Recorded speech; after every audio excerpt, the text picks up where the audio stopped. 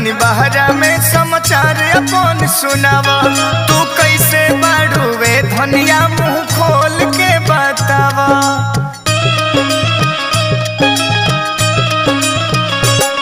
हम ठीक बनी धनी बहरा में समाचार अपन सुनावा।